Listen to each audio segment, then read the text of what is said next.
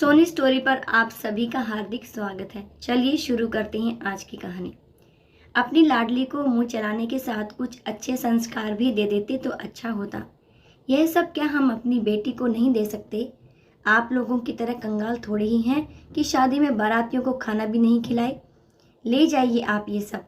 हमने तो ये सब इसलिए कहा था कि प्रियंका के ससुराल वालों को ये ना लगे कि उसकी भाभी के मायके वाले भी किसी से कम नहीं हैं। लेकिन आपकी बेटी ने आज हमारी जो बेइज्जती की है, उसके बाद हम काम्या को नहीं रख सकते।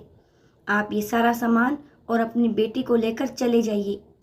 काम्या के पिता अजीत जी ने सुलोचना जी को समझाने की कोशिश की, लेकिन वह कुछ सुनने को तैयार नहीं थी। धीरे धीरे बात बढ़ती ही गई। तभी वहाँ काम्या के ससुर और उसके पति प्रियांशु भी आ गए। उनके सामने भी सुलोचना जी और उनके रिश्तेदारों ने काम्या को गलत बताया। प्रियांशु ने कहा, काम्या, तुम इसी समय अपने पिता को घर से बाहर निकालो और तुम अपने सारे रिश्ते इनके साथ खत्म करो, तो ही तुम इस घर में रह सकती हो, नहीं तो तुम भी चले जाओ यहाँ से। मैं अपने माता पिता का अपमान बर्दाश्त नहीं कर सकता। काम्या ने कहा, बहुत अच्छे विचार हैं तुम्हारे प्रियांशु।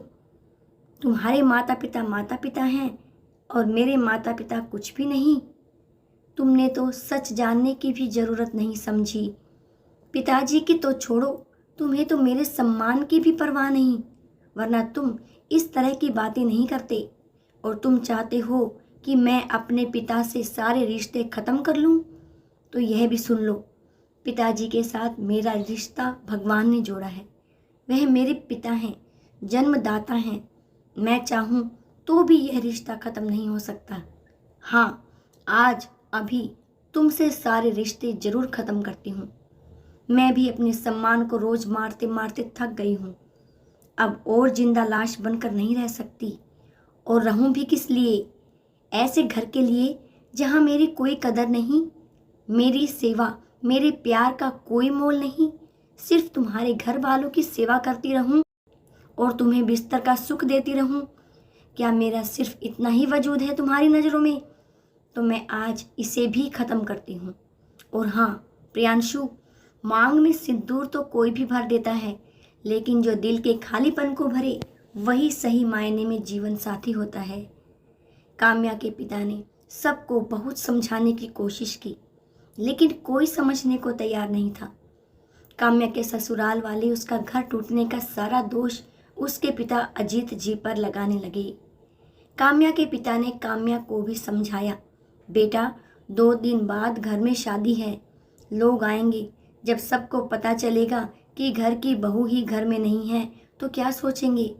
क्या इज्जत रह जाएगी समाज में अर्जुन जी और सुलोचना जी की? और इस घर की कैसी कैसी बातें करेंगे लोग तुम्हारे बारे में। पहले प्रियंका की शादी हो जाने दो, फिर यह सब देखेंगे।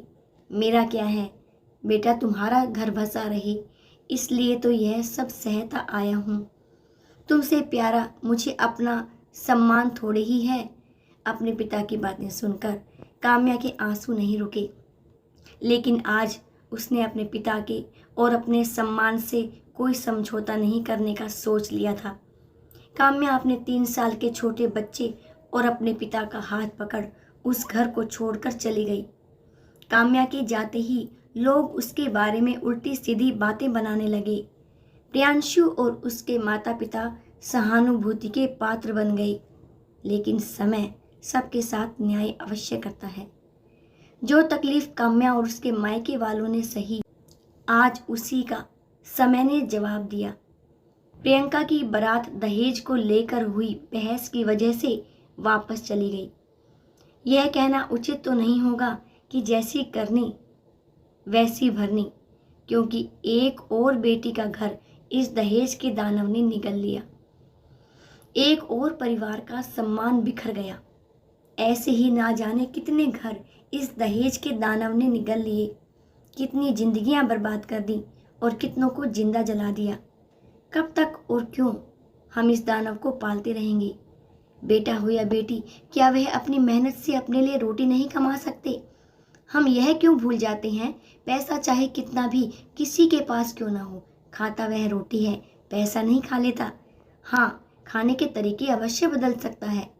अब तो बस यही इच्छा है कि दहेज के दानव को पालना बंद करें और अपने बच्चों को अच्छी शिक्षा दें, ताकि वह अपना भार स्वयं उठा सके और हमें उनके लिए दहेज प्रथा जैसी कुरीति को पालना ना पड़े।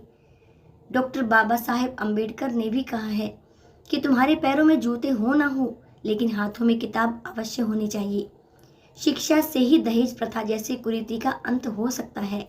तो अपने बच्चों को शिक्षित करें और एक स्वस्थ समाज की नींव रखें। दोस्तों, अगर आप मेरे चैनल पर नए हैं तो चैनल को सब्सक्राइब करने के साथ साथ बेल आइकन को भी प्रेस जरूर से कीजिएगा, ताकि मेरी हर वीडियो का नोटिफिकेशन आपको समय पर मिले। आखिर तक मेरे साथ बने रहने के लिए आपका बहुत बहुत धन्यवाद।